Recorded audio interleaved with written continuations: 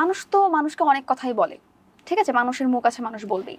তো সেই ক্ষেত্রে অনেকেই বলে তুমি নাকি সিএনজি চালকের মেয়ে, এই বলে তোমাকে কটাক্ষ করে, সেটা তুমি কিভাবে নাও, বা এরকম বুলিং এর কি তুমি শিকার হয়েছো? হ্যাঁ, অনেক হয়েছি। ফার্স্টেই বলতে চাই আলহামদুলিল্লাহ। কারণ যদি আমি সিএনজি চালকের মেয়েও হই, আমার বাবা আজ পর্যন্ত আমার সব স্বপ্ন পূরণ করছে। তার আগে বড় কথা, আমি আপনাকে একটা কোয়েশ্চেন করব। এখন ঢাকার শহরের সিএনজির দাম কত? 4 থেকে 5 লাখ, 3 লাখে নো, পাওয়া যায়। 25 লাখ থেকে 30 লাখ আচ্ছা। এখন। বাট আমার বাবার যখন ছিল, আমার বাবা কিন্তু সিএনজি চালাইতো না, আমাদের নিজেদের 6টা সিএনজি ছিল, আর বাবা ওগুলোই দেখাশোনা করতো। তো তখন ওগুলোর প্রাইস ছিল 19 লাখ, 20 লাখ এরকম সামথিং। অ্যান্ড সামটাইম আমার বাবাও চালাইছে, মিথ্যা বলবো না, বাট খুবই কম, মানে যখন কেউ থাকতো না আর কি। তো বাবা ওইটা একদম প্রফেশনাল হিসাবে নিয়েছিল। এখন আপাতত এটা করতেছে না। বাট যাই হোক, যারা যারা এটা ছোট চোখে দেখতেছেন, এমন অনেকেই আছে যাদের নিজেদের বাবাই মানে এর থেকেও ছোট পর্যায়ে কাজ করে, তারাও বলতেছে, কারণ এখন যেহেতু এটা সবাই বলতেছে।